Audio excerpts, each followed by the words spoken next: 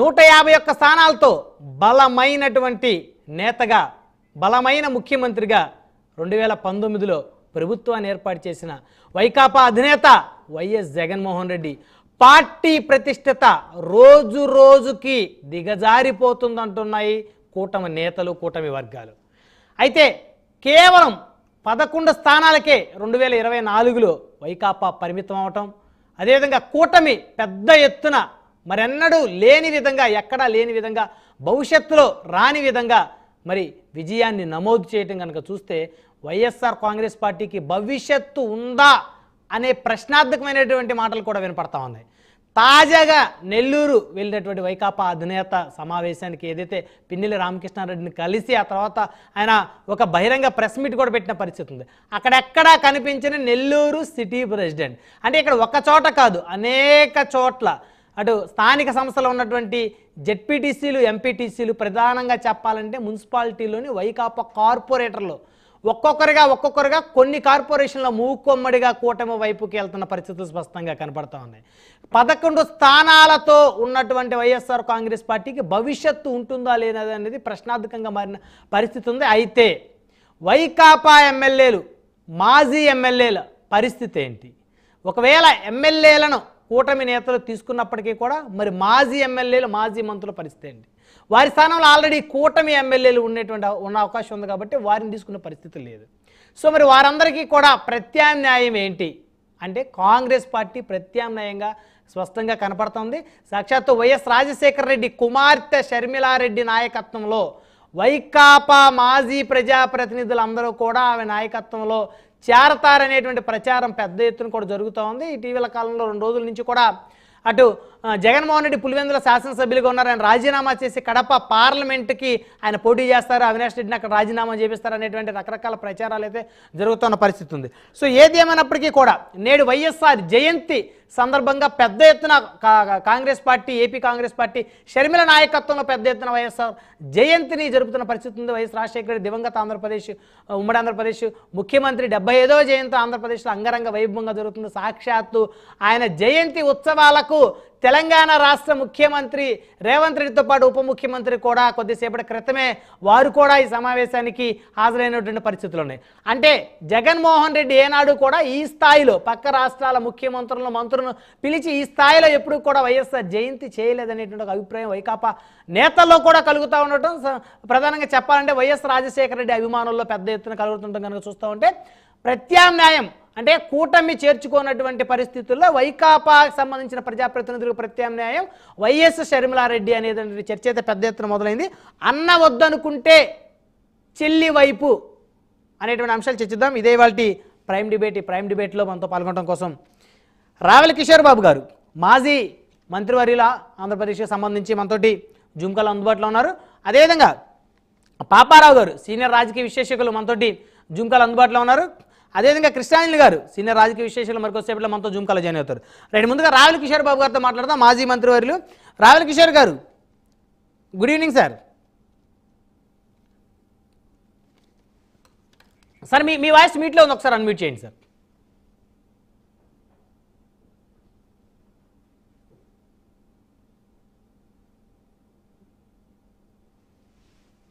Yeah, ఇంకా మ్యూట్లోనే ఉన్నట్టుంది కిషోర్ బాబు గారు, వినిపించట్లేదు మీ వాయిస్.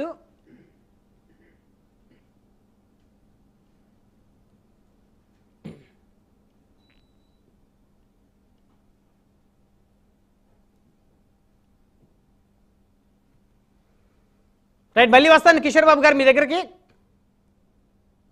ఇలా పాపారావు గారితో మాట్లాడదాం. పాపారావు గారు, good evening sir. Good evening అండి. సో మొత్తానికి పాపారావు గారు, షర్మిల గారి నాయకత్వంలో ఆంధ్రప్రదేశ్లో వైఎస్ రాజశేఖర రెడ్డి గారి జయంతి ఉత్సవాలు అంగరంగ వైభవంగా జరుగుతూ ఉన్నాయి. ఆయన సన్నిహితులను, ఆయన హయాంలో పనిచేసినటువంటి మాజీ అధికారులను, కార్పొరేషన్ మాజీ చైర్మన్లను, అదేవిధంగా సాక్షాత్ ఇప్పుడు తెలంగాణ రాష్ట్రం ముఖ్యమంత్రి, ఉప ముఖ్యమంత్రి సైతం కూడా వైఎస్ఆర్ 75వ జయంతికి హాజరైన పరిస్థితులు ఉన్నాయి. సో అన్న వద్దనుకుంటే వాళ్ళందరూ కూడా చెల్లి వైపు వెళ్ళి మరి రాజశేఖర రెడ్డి గారి రాజకీయ వారసురాలుగా షర్మిలా గారికి రోజు రోజుకి ప్రాధాన్యత పెరుగుతూ ఉంది. ఆ ప్రాధాన్యత ఏ మేరకు పెరిగే అవకాశం ఉంటుంది? అంటే రాజకీయ వారసురాలుగా రోజు రోజుకి ప్రాధాన్యత అనేది ఇప్పుడే మనం చెప్పలేమనుకుంటున్నాం. ఎందుకంటే మొన్నటి ఎన్నికల్లో కాంగ్రెస్ పార్టీ కాస్త ఓట్లు పెరిగినాయి కానీ పర్ఫార్మెన్స్ పరంగా పెద్ద ఏమీ లేదు. షర్మిల గారు ఉండగా కూడా చాలా అవుద్దనుకున్నారు, కొంత కొన్ని సీట్లు అయినా వస్తాయి అనేది అంచనా వేసుకుంటే లేదు. కాబట్టి పర్ఫార్మెన్స్ పరంగా ఇప్పుడు ఒక మళ్ళీ ఎన్నికల అనంతరం నెక్స్ట్ 5 సంవత్సరాల కాలానికి ఒక ప్రయత్నం జరుగుతుంది. దానిలో భాగంగానే ఈరోజు షర్మిల గారు వైఎస్ జయంతిని భారీ ఎత్తున నిర్వహించటం, సరే వైఎస్ జయంతి నిర్వహించడం గొప్ప విషయం. ఎవరైనా సరే వైఎస్ అనేది తెలుగు రాష్ట్రాలు అప్పుడు ఉమ్మడి రాష్ట్రం కాబట్టి వైఎస్ ముద్రను ఎవరు చెరిపేయలేరు. ఒకప్పుడు ఎన్టీఆర్ ముద్రను ఎలా చెరిపేయలేరు, వైఎస్ ముద్రను కూడా అలా చెరిపేయలేరు. వైఎస్ పేరు చెప్పుకొని అలాగే గతంలో ఎన్టీఆర్ పేరు చెప్పుకోవాల్సిన అవసరం చాలా మందికి ఈ రోజుకి ఉంది. అది అట్టే ఉంటది. ఎందుకంటే చరిత్రలో వాళ్ళు నిష్కల్మషమైన, ప్రజల్ని పూర్తిగా ప్రేమించిన, ప్రజల కోసం జీవించిన, ప్రజల కోసం చేయగలిగిందంతా చేసిన మనుషులుగా వాళ్ళు మిగిలిపోతారు తెలుగు రాష్ట్రాల చరిత్రలో. సరే ఏదేమైనా ఏంటంటే ఇక్కడ వైఎస్ జయంతి విషయం ఒక సందర్భం. నేను చెప్పేది ఏంటంటే మీరు అంటే తర్వాత రౌండ్లు కూడా ఉన్నాయి కాబట్టి ఆ రౌండ్లో నేను కొన్ని విషయాలు వేరే విషయాలు కూడా తెలంగాణని కూడా కలిపి ప్రస్తావిస్తాను. మీరు అన్నదానిలో ఏంటంటే ఇప్పుడు టీడీపీకి ప్రత్యామ్నాయంగా కాంగ్రెస్, టీడీపీ కూటమి లేకపోతే టీడీపీ జనసేనకి ప్రత్యామ్నాయంగా కాంగ్రెస్ ఎమర్జ్ అవుతుందా వైసీపీ స్థానంలో అనేది ఇదే ప్రశ్న ఇదే విధంగా ఇంకొక రూపంలో తెలంగాణలో వస్తుంది. బీఆర్ఎస్ బదులుగా టీడీపీ అనేది కాంగ్రెస్ ప్రత్యామ్నాయంగా తెలంగాణలో ఎమర్జ్ అవుతా అనేది. ఎందుకంటే నా దగ్గర ఒక చిన్న పేపర్లో తాలూకు అండర్లైన్ చేసిన ఫోటో, ఇది చిన్నది ఫోటో కూడా తీసి పెట్టాను. పత్రికలో ఏంటంటే వార్త బీఆర్ఎస్ బేస్ని తాను బీఆర్ఎస్ బేస్ని మీటింగ్ లో బీఆర్ఎస్ బేస్ తను తీసుకొని బీఆర్ఎస్ స్థానంలో తను ప్రత్యామ్నాయంగా ఎమర్జ్ అవ్వాలి తెలంగాణలో అనేది టీడీపీ ప్రయత్నం. కూటమిగా కావచ్చు లేకపోతే ఎట్లాగైనా కావచ్చు అనేది వార్త ఆల్రెడీ ఇక్కడ ఉంది.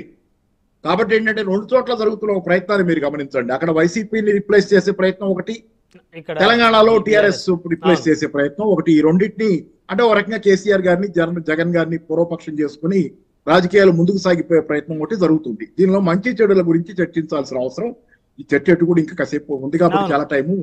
దీనిలో ఏం జరుగుతుంది? సరే వీళ్ళిద్దరు ఏం తప్పులు చేయలేదు అన్ను, కేసీఆర్ ఏం తప్పులు చేయలేదు, జగన్ అయితే చాలా తప్పులు చేశారు, దానిలో సందేహం ఏం లేదు.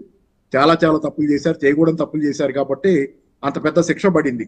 కానీ ఇప్పుడు ఈ రిప్లేస్మెంట్ చేయాలనే దాని వెనక పైగా మీరు ఇచ్చిన నాకు ఇచ్చిన దానిలో కూడా చాలా చక్కగా మంచి పాయింట్ ఒకటి ఉంది. ఏంటంటే నాకు పంపిన ఇంట్రో లాంటి దానిలో ఇది YCP TDP and Janasena YCP నుంచి బయటికి రావాలనుకుంటున్న వాళ్ళకి డోర్లు మూసేయటం ద్వారా వాళ్ళు కాంగ్రెస్ లోకి వెళ్ళేటట్లు చేస్తుందా అనేది. దీన్నే మీరు ఒక మాటలో చెప్పాలంటే ఒక సైంటిఫిక్ మాట ఉంది, నడ్జింగ్ అని. నడ్జింగ్ అంటే మనం ఒక విషయంలో డైరెక్ట్ గా జోక్యం చేసుకోకుండానే మనకు కావాల్సిన రిజల్ట్ తెచ్చుకోవటం. ఓకే, నడ్జింగ్ అంటారు దీని మీద నోబెల్ ప్రైజులు కూడా వచ్చినాయి. నడ్జింగ్ అనే సిద్ధాంతానికి నోబెల్ ప్రైజులు వచ్చినాయి. ఈ రోజు దేశవ్యాప్తంగా కానీ విధాన నిర్ణేతలంతా, విధానాలు అమలు జరిపే వాళ్ళంతా ప్రపంచవ్యాప్తంగా నడ్జింగ్ అనే థియరీని వాడుతున్నారు. అలాగే తెలుగుదేశం పార్టీ డైరెక్ట్ గా కాంగ్రెస్ లోకి వెళ్లే ఏర్పాటు చేయకుండా, వెళ్ళమని చెప్పకుండా తన డోర్లు మూసేయడం ద్వారా ప్రత్యామ్నాయం లేకుండా చేసి కాంగ్రెస్ వైపు పోక తప్పని స్థితి. ఇదే నడ్జింగ్. అటు నెడుతుంది దాన్ని. అట్లా జరుగుతుంది. అందుకే ఈ నడ్జింగ్ అనేది చాలా పెద్ద ఎత్తున ఉపయోగిస్తున్నారు ఈ రోజు. అంటే దీనిలో ఏమవుతుంది, మీకు తెలుగుదేశం పార్టీ తన ప్రత్యర్థిగా వైసీపీ జగన్ ఉండాలా లేకపోతే కాంగ్రెస్ ఉండాలా అనేది ఈ రోజు తెలుగుదేశం పార్టీ ఎంచుకుంటుంది, ప్రజలు ఎంచుకోవట్లే. అక్కడ మీకు సింపుల్ గా జరుగుతుంది, చూశారు కదా. ప్రజల ఎంపిక అయితే మరి ఏమవుతుంది తర్వాత సంగతి, అది వేరే విషయం, సాగి చర్చలో వస్తుంది. కానీ ప్రజల ఎంపిక కాదు అది. వైసీపీ ప్రత్యామ్నాయంగా ఉండాలా, కాంగ్రెస్ ప్రత్యామ్నాయంగా ఉండాలనేది. వైసీపీ అనేది అంతర్ధానం అయిపోయే పరిస్థితి తీసుకొస్తే కాంగ్రెస్ ఎమర్జ్ అవుద్ది. కాబట్టి ఈ ప్రయత్నం చేస్తుంది ఎవరు? ప్రజలు చేస్తున్నారా వైసీపీ అంతర్ధానం అయిపోవాలని? ఈ రోజు టీడీపీ చేస్తుంది, చంద్రబాబు చేస్తున్నాడు. నడ్జింగ్ ద్వారా పరోక్షంగా ప్రోత్సహిస్తా వస్తున్నాడు కాంగ్రెస్ పార్టీని. తన ప్రతిపక్షంగా కాంగ్రెస్ పార్టీ ఉండాలని ఆయన ఎంపిక చేసుకుంటున్నాడు వైసీపీ లేకుండా.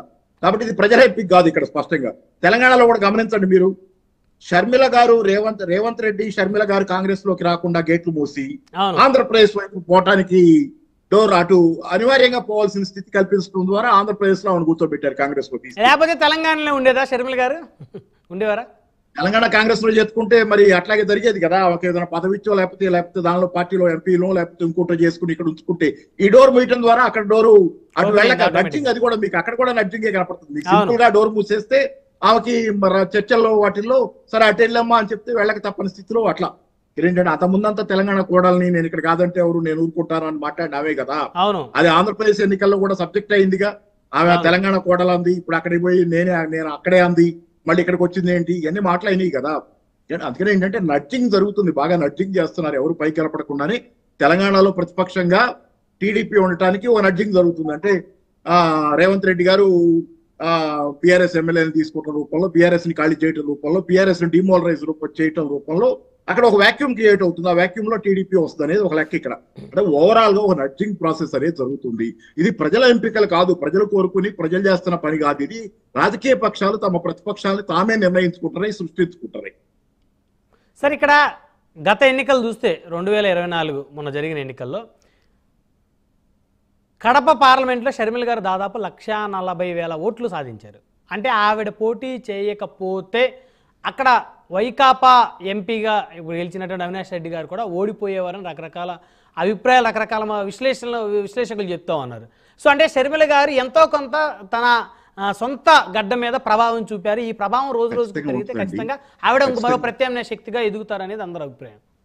ఆమెకు వచ్చిన ఈ సీట్లు కాంగ్రెస్ పార్టీ, ఆమెకు వచ్చిన ఓట్లు మిగతా కాంగ్రెస్ వాళ్ళకి ఎన్ని ఓట్లు వచ్చినాయి? కాంగ్రెస్ పోటీ చేసిన వాళ్ళందరికీ అన్ని ఎట్లా వచ్చినాయి ఓట్లు? మళ్ళీ అది కూడా తీయాలి కదా. నా దగ్గర లేవుగా లెక్కలు. ఆమెకు వచ్చినాయి. వైఎస్ కూతురిగా కడపలో పోటీ చేస్తే ఆమెకు రాకపోవటం ఏంటి అసలు? అది సమస్య లేదు, ఎంతో కొంత వస్తాయి. ఎంత కాదన్నా అభిమానులు అట్లా ఇట్లా జగన్ అభిమానించే వాళ్ళు ఉంటారు, రావణ అభిమానించే. అయితే మొత్తంగా ఫ్యామిలీ ఓడిపోలేదు అక్కడ. ఒకళ్ళు వాళ్ళలో ఎవరో ఒకళ్ళు గెలిచారు, కాకపోతే ఇవి కూడా ఓట్లు రాకుండా ఎట్లా ఉంటాయి ఎట్లా అనుకుంటారు మీరు? కడపలో షర్మిలాకి ఓట్లు రాకుండా ఎట్లా ఉంటాయి? మిగతా కాంగ్రెస్ వాళ్ళకి ఆమె నాయకత్వంలో పార్టీ ఉండబట్టి పెరిగింది పార్టీ అనుకోవడానికి, మిగతా కాంగ్రెస్ వాళ్ళకు కూడా బాగా ఓట్లు వస్తే అది కొంత బాగా వస్తాయి, కొంత మార్పు ఉంది. ఎందుకంటే ఓవరాల్ ఏంటంటే కొంత డిసప్పాయింట్మెంట్ ఉంది. బీజేపీ విషయంలో జగన్ పట్ల వ్యతిరేకత ఉంది, అలాగే టీడీపీ పట్ల కూడా వ్యతిరేకత ఉంది జనాల్లో. పులివెందులో 10,000 ఓట్లు కాంగ్రెస్ అభ్యర్థి సాధించారు. పులివెందుల అసెంబ్లీలో కాంగ్రెస్ అభ్యర్థి 10,000 ఓట్లు సాధించారు. అదే పులివెందుల వేరు. అంటే ఇప్పుడు అక్కడ లోకల్ గా ఉన్నప్పుడు మీరు లోకల్ చెప్పకండి, మొత్తం స్టేట్ చెప్పండి నాకు. లోకల్ గా షర్మిల తిరిగితే షర్మిల అభిమానులు ఉంటారు, జగన్ అభిమానులు ఉన్నట్టే అక్కడ షర్మిల కూడా కొంతమంది మొగ్గుతారు. ఓవరాల్ స్టేట్ చెప్పండి. ఓవరాల్ స్టేట్ చెప్పినప్పుడు మీరు చూస్తే కనపడేది ఏంటంటే ఇక్కడ టీడీపీ పట్ల జగన్ పట్ల కూడా ఒక అసంతృప్తి ఉంది. ఇద్దరు బీజేపీకి లొంగిపోయారే, ఎవరు గట్టిగా పోరాడలేదని. దాని మీద కొంత ఏంటంటే కాంగ్రెస్ కి ఆ ఓట్లు పోయినాయి. అట్లా ఇద్దరి పట్ల అసంతృప్తిగా ఉన్న వాళ్ళు నోటా కేసారు, కొంతమంది బాగానే, కొంతమంది కాంగ్రెస్ కేసారు. అట్లా పడ్డాయి తప్పితే ఓవరాల్ గా షర్మిల వల్ల నాయకత్వం వల్ల ఓవరాల్ స్టేట్ లో పెద్ద మార్పులు ఈ ఎన్నికలు. ముందేమన్నా ఎమర్జీ ఉద్యమం నాకు తెలియదు కానీ ఈ ప్రాసెస్ లో ఇప్పటికీ ఆమె ప్రభావశీలంగా ఏమి చేశారని అనుకోను. కాకపోతే ఏంటంటే ఆమె తెలివిగా ఇప్పుడు వైఎస్ జయంతి ఇది తీసుకోవడం అనే దగ్గర ఆశ్చర్యకరంగా ఏంటంటే ఇక్కడ గతంలో టీడీపీలో ఉన్న మళ్ళీ తెలంగాణ నుంచి, అందులో కూడా జనరల్ గా తెలంగాణ కేసీఆర్ గారు వీళ్ళంతా రేవంత్ రెడ్డి అది రాజశేఖర రెడ్డిని కూడా విమర్శిస్తుంటారు. అంటే నేను అట్లా దాన్ని యాక్సెప్ట్ చేయలేను కానీ రాజశేఖర రెడ్డి అక్కడ పోయి గత ఎన్నికల్లో 2009 ఎన్నికల్లో అనుకుంటా ఆయన కడప వెళ్ళి ఇక్కడ తెలంగాణలో పోలింగ్ పూర్తయిపోగానే కడపలో అక్కడ ఆ ఏరియాలో పోలింగ్ ఉంటే పోయి రాయలసీమ ఏరియాలో ఎక్కడో వీసా తీసుకుని వెళ్ళాలా మన హైదరాబాద్ మాట్లాడాడు. ఇవన్నీ అప్పుడు ఉన్నాయి కదా, దాని మీద ఎన్ని మాట్లాడుతుంటారు వీళ్ళు. ఇక్కడ కొంచెం ఆ ప్రస్తావన వస్తుంది, వాళ్ళు వ్యతిరేకిస్తుంటారు. తెలంగాణకు వ్యతిరేకంగా మాట్లాడాడు అనేది వ్యతిరేకిస్తారు. కానీ ఏంటంటే మరి అట్లాంటి తెలంగాణ ముఖ్యమంత్రిగా ఉన్న రేవంత్ రెడ్డి తెలంగాణ ప్రతినిధిగా వైఎస్ఆర్ దీనికి పోవటం కొంత, కాకపోతే ఆయన ఎప్పుడు అనలేదు ఆయన తెలంగాణ పట్ల కమిట్మెంట్ ఏంటని. మరి చాలా ప్రశ్నలు ఉన్నాయి దీనిలో, ఒక్కొక్కటి వస్తాయి కదా. మళ్ళీ వస్తాను మీ దగ్గరికి. పాపారావు గారు, మంత్రి రావిల కిషోర్ బాబు గారు ఉన్నారు, నవ్యాంధ్రప్రదేశ్ రాష్ట్ర మాజీ మంత్రి. రావిల కిషోర్ బాబు గారు, గుడ్ ఈవినింగ్ సార్. నమస్కారం. సో మొత్తానికి వైఎస్ఆర్ జయంతి షర్మిల గారి నాయకత్వంలో ఇంతకు ముందు ఎన్నడూ కూడా ఆవిడ ఈ రకంగా జయంతి నిర్వహించిన సందర్భం లేదు. ఆంధ్రప్రదేశ్ రాష్ట్ర కాంగ్రెస్ పార్టీ అధ్యక్షురాలి హోదాలో తన తండ్రి ఉమ్మడి ఆంధ్రప్రదేశ్ దివంగత ముఖ్యమంత్రి జయంతి నిర్వహిస్తూ ఉంది. ఈ జయంతి ప్రభావం ఏ మేరకు కాంగ్రెస్ పార్టీ డెవలప్ అవ్వటానికి, ప్రజల్లో మళ్ళీ పుంజుకోవడానికి ఉపయోగపడుతుంది? అదేవిధంగా ఎవరైతే కూటమి పార్టీలు ఉన్నాయో టీడీపీ, జనసేన, బీజేపీ 3 పార్టీలకు సంబంధించి